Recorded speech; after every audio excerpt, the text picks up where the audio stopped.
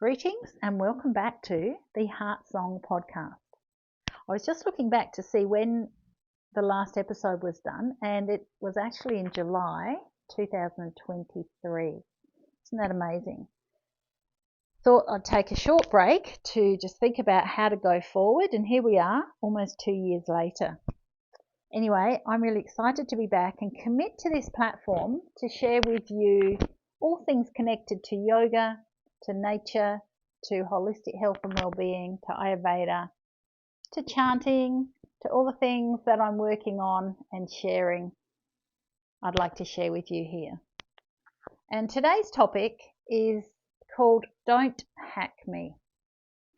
I felt compelled to talk about this term hack, which has its obvious meanings, such as to cut or to hack down, if you look it up. But more and more, I'm hearing it used as a term to describe shortcuts that claim to make life easier and save you time. There's a hack for everything, from yoga hacks to calm you down, meditation hacks for people who can't meditate, exercise hacks for time-poor individuals, cooking hacks, and many, many more. Pops up everywhere. It reminds me of a few years ago when the word yoga was used for everything. Do you remember? Remember when laptops first became flippable and you could sort of fold them in half, sit them up in different ways? And they used yoga to sell them. There were big billboards with yoga and flexible computers everywhere. It's around the same time that we saw goat yoga, beer yoga, wine yoga, kitten yoga, you name it, and yoga was attached to it. What's my point? Well, my point is that ancient practices such as yoga and Ayurveda have stood the test of time for those who commit to them. Holistic practices that support the whole person. Time-honoured techniques to remove the illusions, the veils of ignorance, and practices that uncover who you are, peeling away the masks that we acquire through living our life. Many become attached to these masks, to the ego mindset of self-importance, competitiveness, attachment to job roles and positions of power, fear of missing out on what others are doing. And in times when we're experiencing unprecedented mental health issues, anxiety, anger, conflict, obesity, diabetes, and numerous autoimmune conditions, overall, we are the sickest on all levels of our being than we have ever been. Yet we have access to more information than we have ever had. We are more disconnected from our hearts than ever, and we've become disconnected from our innate wisdom, from our own intuition, which is rarely followed, even if you are able to get in tune with it. We've also lost our connection to nature. Personally, I don't believe getting more life hacks is the way to go. It's time to stop and listen to what is really going on. It's time to get back to basics and take responsibility for your well-being and your life. And yes, that means committing to what works and putting in the effort for the long-term rewards. We have a society that don't know themselves and therefore don't know what they need to be happy, resilient, healthy, content, and that makes them vulnerable to falling for quick fixes and never learning how to cope when life gets messy. And life gets messy. Life is messy. And taking shortcuts to avoid putting in and committing to practices that will support you for life is not the answer.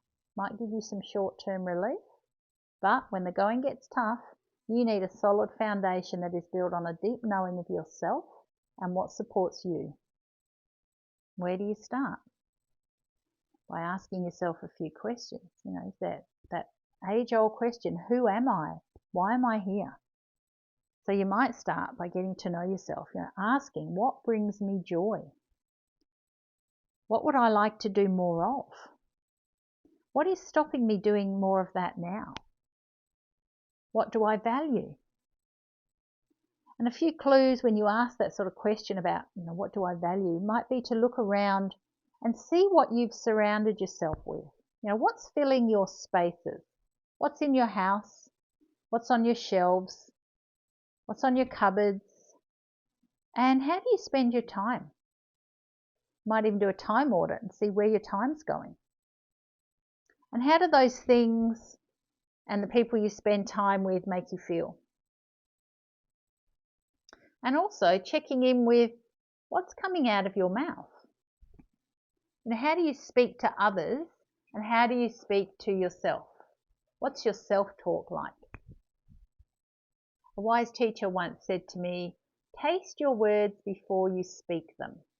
And I've never forgotten that quote. Let's face it, you can't take them back once they're out of your mouth. It's a bit like shooting off an email before sitting on it overnight. It's like once it's gone, it's gone. Once the words are out, they're out. And what we speak is very powerful. The universe hears everything. Everything we say, everything we think. So it's good to be mindful of, do you spend time ruminating, dwelling on things?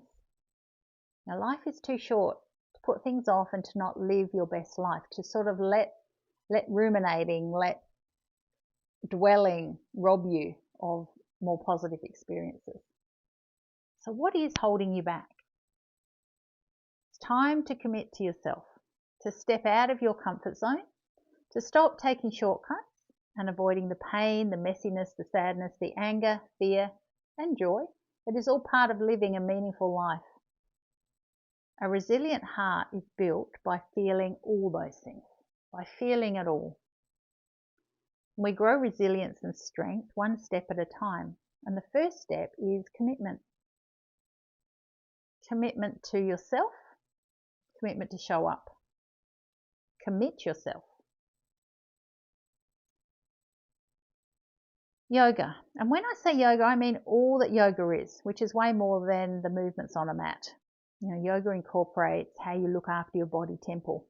Your body records every word, every thought, every action, and it stores it. Your body is your biography. It's all mapped in there. And how you manage your prana, your pranic field, your energy levels. Do you even notice when your energy levels are changing? What's your breath like? Most people don't breathe correctly. And how do you deal with your emotions? Noticing what is present and where in your body you feel it. Then sitting with it and being curious, like digging in. Where's that feeling coming from? Not scrolling to the next reel or looking for the next hack that can sort of take your attention away and avoid you looking at it, but digging in. What about your thoughts? Do you notice your mood, your attitude, and how it changes throughout the day? How you show up on all levels of your being. How you commit to a spiritual practice. Do you have a belief or a connection to something bigger than you? Something bigger than what you see on a screen? Or how many likes your latest Facebook post got? Yoga is what's provided me with a solid foundation upon which I can experience all aspects of life. No dogma, no religion, but a deep connection and commitment to get to know myself on deeper and deeper levels day by day. It's a process of peeling away the layers, little by little, bit by bit, at your own pace. And it's a process that benefits by having an open mind and allowing others to support you. We're not meant to journey alone. It's about being connected to others and building a community of support where you can experience life together, in person, face to face. And yes, there are lots of uses for some of the online technology that we have that does keep us connected in many meaningful ways, but hopefully not at the expense of actually still sharing real time together. So in a nutshell, this is about a call to commit because I'm seeing less and less commitment. As a person that runs events and retreats, over the years I've noticed people leaving things, not sort of committing in case something better comes along, leaving everything to the last minute, which as an organizer makes things really hard. So how can you commit? Commit to a practice. Can you show up? Can you make it happen? Because really it is up to you. Commit to getting to know yourself.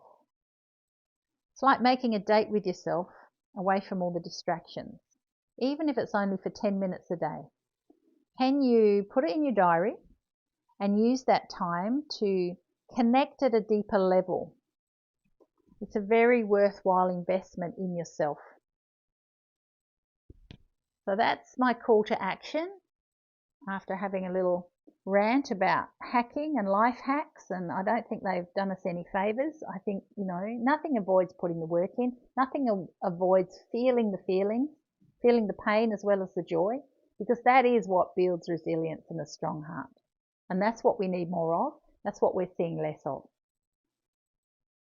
So can you make a commitment to yourself today to show up? And even if it's just like you write in the diary 10 minutes maybe at the beginning of the day, or maybe at lunchtime, or maybe at the end of the day, 10 minutes where you turn everything off and you sit with yourself.